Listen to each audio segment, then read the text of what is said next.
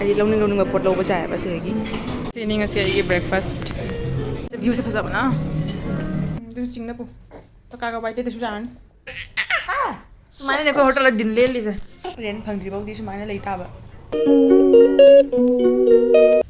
ꯃꯥꯁꯦ ꯑꯩ ꯍꯧꯒꯠꯇ꯭ꯔꯤ ꯍꯥꯏꯅ ꯉꯥꯏꯔꯤꯅꯤ ꯑꯩ ꯍꯧꯒꯠꯇ꯭ꯔꯤꯐꯥꯎ ꯃꯥ ꯁꯨꯃꯥꯏ ꯁꯨꯝ ꯂꯩꯗꯣꯏꯅꯤ ꯊꯕꯛ ꯃꯥꯔꯛꯑꯣꯅ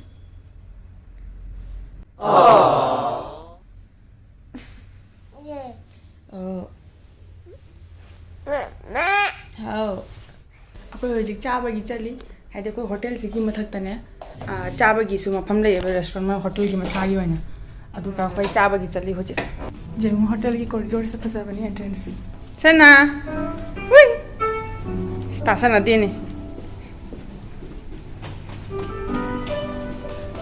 ꯁꯤ ꯂꯤꯐꯇꯩ ꯊꯣꯛꯂꯦ ꯃꯄꯥꯟꯗ ꯔꯦꯁꯇꯨꯔꯦꯟ ꯃꯄꯥꯟꯗꯅꯤꯁꯦ ꯁꯤꯅ ꯔꯦꯁꯇꯨꯔꯦꯟ ꯆꯪꯐꯝ ꯐꯖꯕꯅꯤ ꯃꯣꯏ ꯃꯑꯣꯡꯁꯦ ꯆꯥꯅꯤꯡꯕ ꯄꯣꯠ ꯃꯌꯥꯝ ꯂꯩ ꯍꯥꯏꯗꯤ ꯂꯧꯅꯤꯡꯕ ꯄꯣꯠ ꯂꯧꯕ ꯆꯥꯏꯌꯦꯕ ꯁꯤꯗꯒꯤ ꯁꯤꯅ ꯖꯨꯁ ꯂꯩꯔꯦ ꯁꯤꯅ ꯐ꯭ꯔꯨꯠꯁ ꯂꯩ ꯃꯅꯥ ꯃꯁꯤꯡ ꯀꯩꯀꯥ ꯂꯣꯏꯅ ꯂꯩ ꯁ꯭ꯄ꯭ꯔꯥꯎꯠꯁ ꯁꯦꯟꯗꯋꯤꯆ ꯁꯤꯅꯤ ꯉꯁꯤ ꯑꯩꯒꯤ ꯕ꯭ꯔꯦꯛꯐꯥꯁꯠ ꯑꯩ ꯈꯔ ꯃꯅꯥ ꯃꯁꯤꯡ ꯆꯥꯕ ꯄꯥꯝꯃꯤ ꯑꯗꯨꯅ ꯃꯅꯥ ꯃꯁꯤꯡꯁꯨ ꯈꯔ ꯂꯧꯔꯦ ꯁꯤ ꯃꯣꯏ ꯃꯑꯣꯡꯒꯤ ꯐꯪꯉꯤ ꯑꯁꯤꯗ ꯁꯤꯂꯦꯛ ꯇꯧꯅ ꯆꯥꯅꯤꯡꯕ ꯄꯣꯠ ꯑꯃꯃꯝ ꯇꯧꯅ ꯂꯧꯕ ꯌꯥꯏꯑꯕ ꯃꯣꯏꯒꯤ ꯐ꯭ꯔꯥꯏ ꯔꯥꯏꯁꯁꯨ ꯍꯥꯎꯋꯤ ꯌꯥꯝ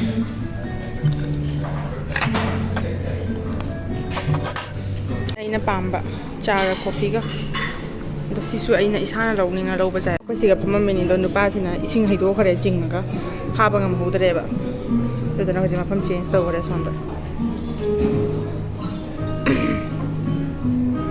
ꯁꯤ ꯂꯥꯛꯅꯔꯤꯁꯦ ꯂꯣꯏꯅ ꯍꯣꯇꯦꯜꯁꯤꯒ ꯂꯩꯕ ꯃꯤ ꯅꯠꯇꯅꯤ ꯂꯥꯛꯅꯔꯤꯁꯦ ꯕ꯭ꯔꯦꯛꯐꯥꯁ ꯇꯧꯕꯒꯤ ꯀꯩꯅꯣ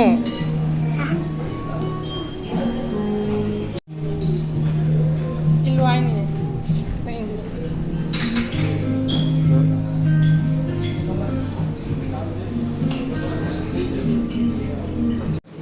자, 탈게. 제 뷰 배제 할랄게 좀.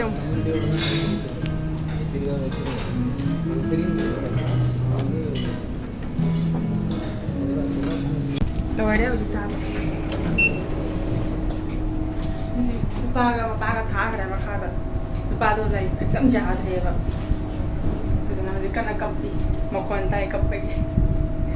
चलागा जेंग बाजा ये फ्लोर दुनी आ नु बाजा जे थोक ना ले रम्मी कहीं नोने आई मा ला ला ला ला ओ चेक थोड़ा पाई थोड़ा ही ने आई खंग देने खंगला मार वाले रोंग ने जिस कैमरा ना मला इने वीडियो तो ला इने बा अक्टा माचन में कोई बाने हां Dua jam dia munda. Kamu mana sih lah? Ready? Coba sih. 1, 2, 3. Tuh. Mana jam? Enggak thadu aja ada deh yang. Depan juga ada sagom lam begini ngai ni mata kalau aja. Makari hai jeng enak. Kayak sana? Makai tu jeng sih. Kari kaida. Kaida. 싫어. 까리. 세 합보해봐. 마기 소금제 마 뭐를 강예봐 마삭.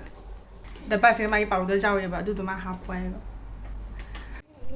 아코이나 पुनेदेखि लाइसे Namit मरी मंगानेदि फारे अदो hotel ला सुम लैदैने बखोल इसागी rent थिबा फंगदिबा को hotel सिगा सुम लैदोनेबा सिगादि सानाफम सु लैते अंगांगी मा room इचान पासे सु रूम सिगा सुम क्वेश्चन सुम लैरबनि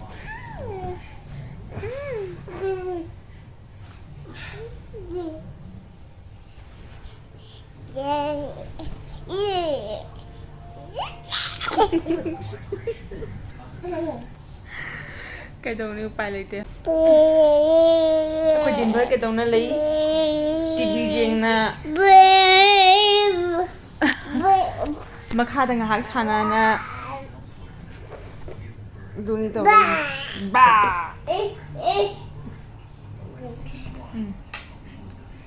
श्रीमान रूम तो ले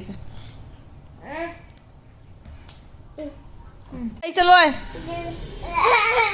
Ay makuchin na are mana jingon na. Nang chalo ay khang de chalo. Papa da. Che papa da hai. Ay makuchi pai ro ba ma. Ay kuchi pai ra jing de ba. Kuchi pai ra di poto. Phajana grip to lai na. Se din bhar se ni taw lai se mana. Ay ngon pai ra jinga putu kani.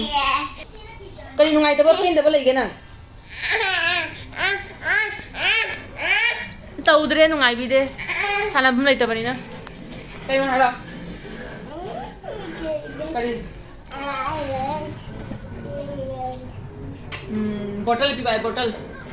Ising bottle. Ase laura nang kelo de ba. Ase sima hang dok pa hai. Aduna pi ba ja de. Hek pi ru ba da loi na hai do khrani.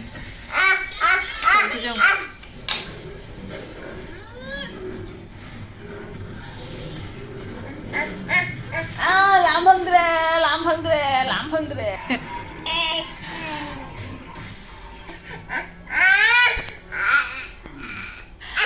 Jang na ren thiro. Papa le mo hai ba chang kare. Chappal phang kare, chappal da mu ung na lai kare. तुम्हारा शुक्रिया भी मैं एक साहब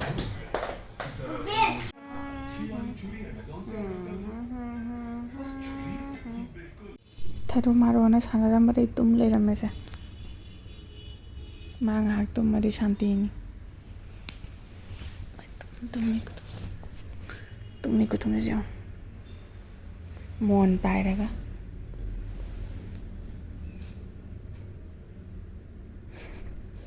Hang tu sira humanga loi tare. Hang tu sira. Humanga loi tare hang tu pi ta pina.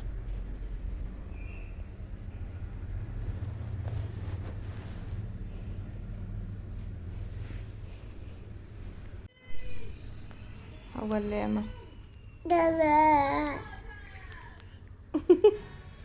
Hawala ba niya? Ando. Hawala ba niya? Ay ma, pina tumure ko? Mami jo urum.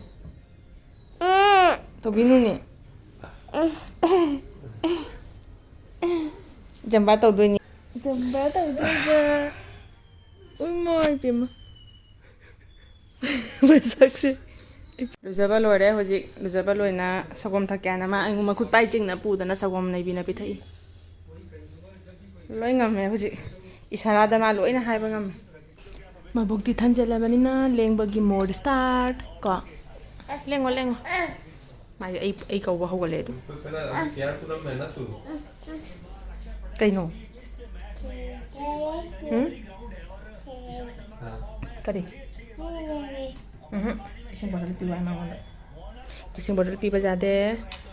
Salam su. Che pi wai. Ja de. Che pa ba ja de. Mama kum lai thok pa hai ba. Adu hai thok te taw ri ba. Ja de. Ngam de. वो तो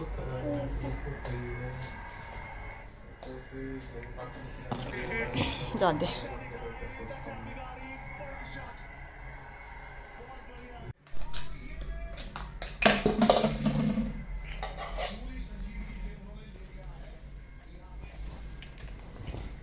Aku langsung deh kumjende mana di sini?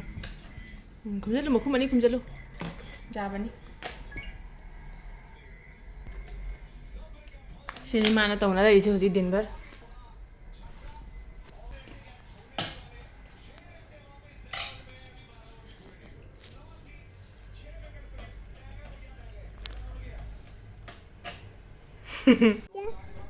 Mà cái thabo hậu cái gì? Tao cái này gì? Ấy sao rồi? À nè đây. Sao rồi? Mama sao rồi? Nâng chân nào cho? बंद करो हाथ जोड़ के मैं गुजारिश करता हूँ Tao gì không? Cây nổ. Cái đi. Cây piu ai nổ? Sinh sẽ. Đi bây giờ đây sẽ. Sinh biết thân giàu đi. Ibu jadi.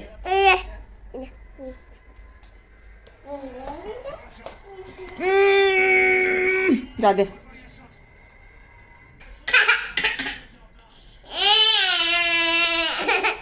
Lupa ibu jadi. Lumi. Tangan ibu jadi.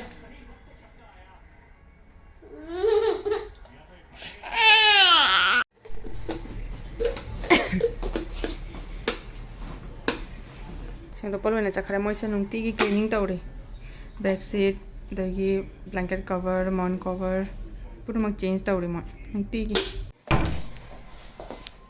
thong dalam kaino mo pa sa ki bai mak khao ka phori se khare ka kaw re na sanai ma pa do ji akhui po chei sing do la e ba Pune दगी नान था की बतो packing तौरगा अदुदो मागी friend की rent तो थमदोइबो पोचे सिंदो अखोगी रेसा की rent थीरगा फंग्रिबो अदुदोना दुगी Haji my friend दुसुने मागी rent लेतेबा तो बम फमदा लेइ मसा नुंगाइते आना अदुना चाबी लोबो चखियबो रूम की माय फ्रेंड दुगी रूम की चाबी अदु लरुरगा अदुगा खो पोचे सिंदो थममगा अदुगा इकोना लागते अदुगी मा चत फंगजान का फौरि मसा इ चाना पे पोट ऑर्डर लाएबा अदो माई ड्रेस खुंग्राब सेसन बिरे खुंगुप तोहन बिरे दुदुना मा चसी एना ngai ngam ड्रेस है नाखो मी कॉल तलक्त्री ने मखा जौरे ना मी जौरगा चतोइनी ने नाखो चसी से मा लोइसली से मा चतोइनी ने खंगनेबा अदो चतरे ना सावि बस नाखो चसी नाखो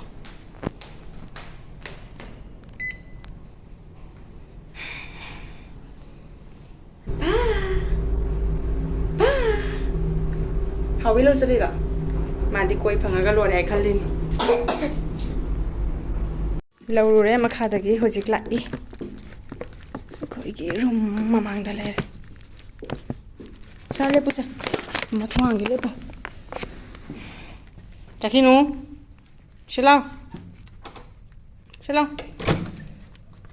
ला चंगो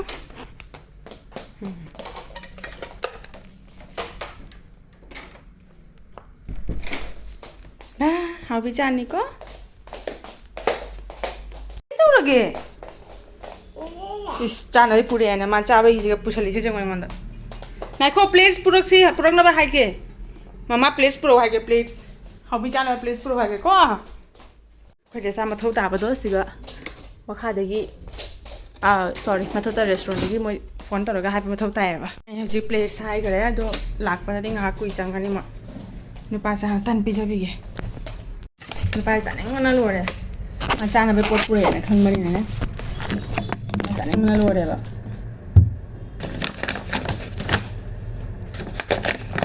नाइको पिगे मामा मागी तन ना तन पिजबिगे नुपा ता तन बिचाएबा मागी तन म लौथोया से पिजगे मांगोंद पिगे मामा पिगे को हाउब्रा चारो नंग तुम्हारे तौर पिजर हुई देबा चारो चारो मासी तन से मपुंगम का चाथोक ngami पिवाई से जाऊं छे मांगोंदा पाहन देबा का जापोंते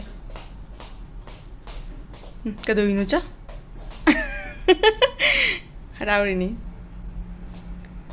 हाउब्राने पिरामे हुजिकता हुजिक चाबा होगा जारे पासन तौरि जाओ साना चारिमा अखोइना ngasi order तौरिसे तनगा अदवैगी मशरूम गनि अब पेपर मशरूम तिलौ करसु पिरे म कॉम्प्लीमेंट होइना मोरोक का हाउबा चेंगे चारगा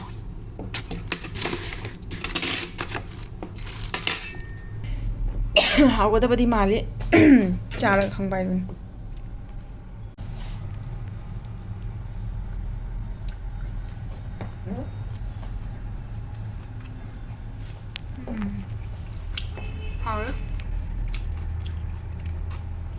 How really hard.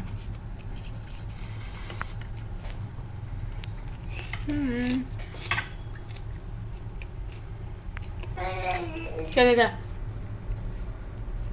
चारो मागी मो सानबा होगले कुटपाई चिंगबी कईनो मसे जे सावा हाइनिंग बसे अइंगोंदा मखुट पाय चिंगा पुचत कनियबा मसे पिउ मलेसन गे हाइनी से सले सलस मा बाजे हजिकता अइना फुगरे इसिंग हिदोंबगी बोतल दा इसिंग दो मखुम दो लैथोगा हिदोंमीबा खोंगरागो से लोय चोटले अदुगी फुगरबने अइना हजिकता जेंगे लमगा हेंजादे अखोय तुम मसिरा सना तुम मसिरा तुम मसिको नंगी पेसिफायर कदाय तुम पेसिफायर दी चुपो तुमो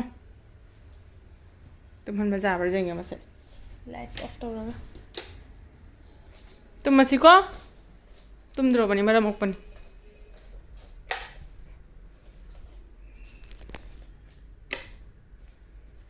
तुम हायरगा मसे मोन साना लैगरे तौजी जों सना हिपु केम काना दे लादिन थलेसे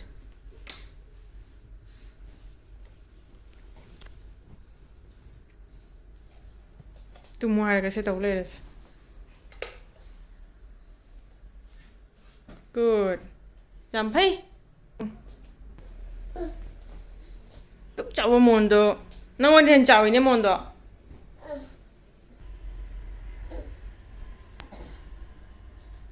क्या थबक साना लैजी जों अलुबा चौबा थबकनी तो नंगी अइंगोंदा हौरिसे जों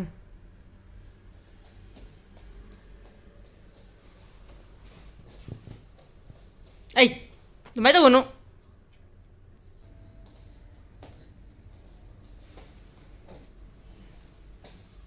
लोई चखाय माई पेमा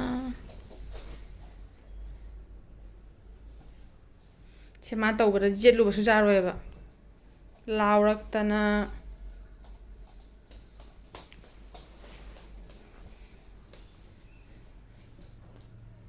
दुसु चिंगना पु तकागा वाइते दसु जानी चप्पु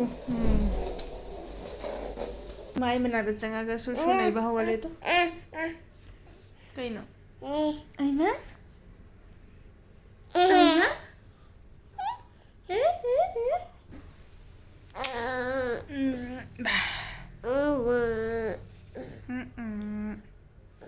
हजिक मामादा तकपा हौरे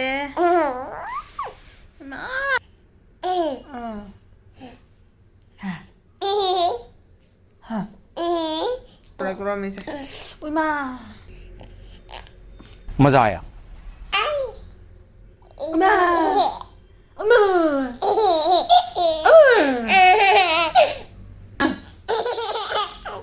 तुम तो तना नंग केदौ लैरिबा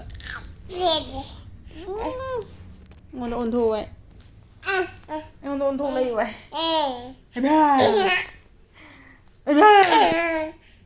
इन साना रमगा फाइनली तुम गरे ओलांगल लिजों हुमांग नि से अइना इंगना ने एसी बन तरुरे अदुगा हुमांग सौलेरम ngah ki ma to mi ngah ki santi wai aina cha order taugi bala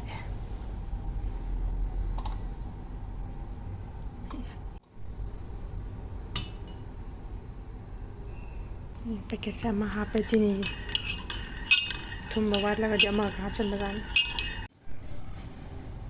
ayo na chota bim jeng lai de na pa siri tum mi ka dong ma to mami na ina wena jeng lai cha tha si suma no ngai ba ni ren phangdri bau di suma na lai ta ba cha ta tha su cup ahum su dore se ina cup ama order tau ki ba ko ba mo gi cup se ai jeng halak ke ba siga lai ni ahum la hairaga tha ini se ahan ba di half ni ba ko mathang gi full ni jom matau tani kam challi no jom how good le sana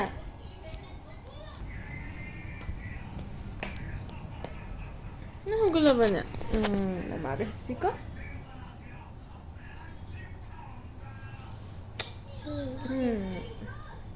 Haugatle.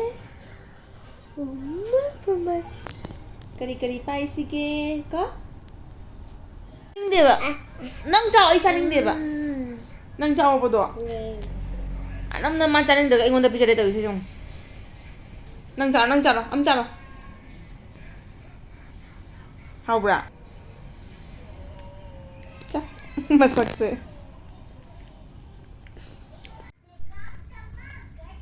Se, ma hogala di hogale se.